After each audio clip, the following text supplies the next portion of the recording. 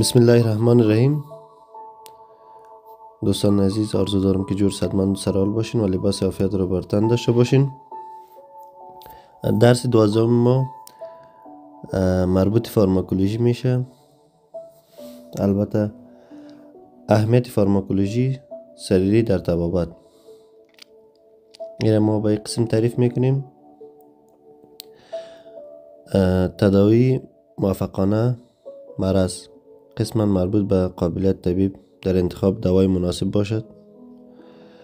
نتایج مطلوب: تداوی زمان امکان پذیر است که خواص فارماکولوژیک دوا بتواند پروسه مریضی شخص را برطرف نموده و یا تقلیل دهد. انتخاب دوای مناسب را برای یک مرض مشخص اساس فارماکولوژیک تداوی می نماید که از مطالعه فارماکولوژی حاصل می شود. همان طوری که در فوق ذکر شد، فارماکولوژی صرفاً به دانستن موارد استعمال ادویه خلاصه نمی شود. به عباره دیگر، برای طبیب تنها آگاهی از موارد استعمال دوا کافی نیست. در پالی موارد استعمال لازم است طبیب از طرز تاثیر عوارض جانبی، مزاد استحباب، آلاتی که تطبیق دوا جواز ندارد، رژیم مقداری یا از سایر معلومات آگاهی کامل اخذ نماید. در غیر آن، یعنی صرفاً تطبیق دوا بدون دانستن تاثیرات آن به تنها سبب تداوی نخواهد شد، بلکه اضرار اضافیش البته متوجه مریضان خواهد نمود. امروز مسائل استعمال معقول دوا در جهان کشورهای مختلف را البته جلب نموده و تلاش‌های زیاد بین المللی در این زمینه مبذول می شود.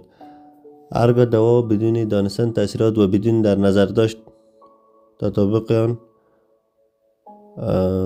به حالت خاص مریضان تطبیق شود، به زهر تبدیل خواهد گردید. هر دوایی که در مارکت عرضه می شود اقلس 3 نوع نام دارد. یک نام کیمیایی است که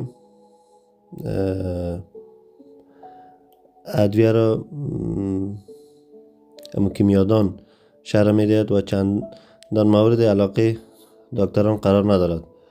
دیگه دومش نام غیر تجارتی است که بعضا به نام جنریک هم نیز یاد می شود.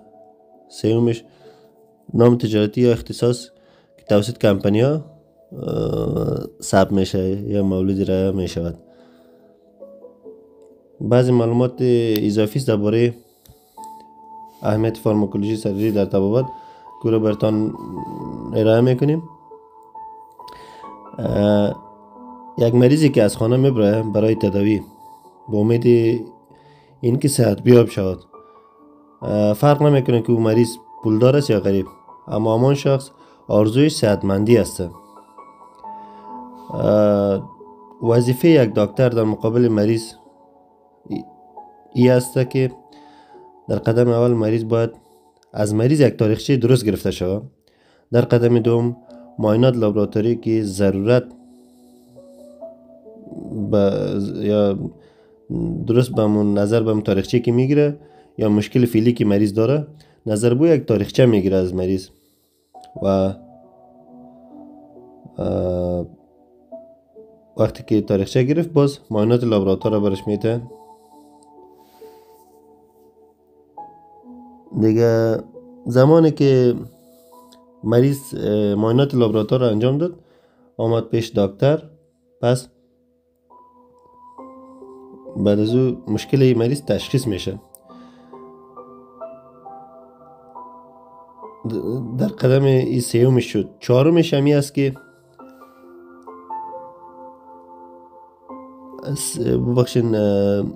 قدم سیومش همی است که بعد از اینکه مریض معاینات لابراتوری را انجام داد، آمد پیش دکتر نظر به ضروریت از روی تشخیص چیزی که مشکل داشت مریض، نظر به مو تشخیصش بعد از او ادویه میته، در نقصهش نشته میکنه. بعد از او در قدم چهارمش ای است که مریض باید به بعضی آگاهی است که باید مریض از او خبر شود که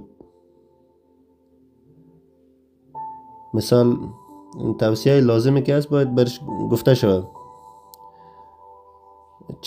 چی باید بکنه مریض، از چی پرهیز بکنه، چی بخوره چی نخوره، تاکید درست خوردن ادویه به وقتش یا درست استفاده کردن ادویه به وقتش و تاکید از این باید شود که مریض دوباره به وقتش مراجعه کنه. این کارا سبب از این میشه که مریض درست تداوی شود و این کار باعث پیشرفت ما شما در عرصه تداوی و تشخیص خواهد شد. این نکته ای بود که لازم است که باید ما به می قسم پیش بریم. یک نکته دیگه مهمی است که وقتی که یک مریض پیش دکتر میرود باید از لحاظ ظاهری دیده شود که ادویه که به او داده میشه آیا او تحمل میکنه مو ادویه را و برداشت داره یا نداره. در صورتی که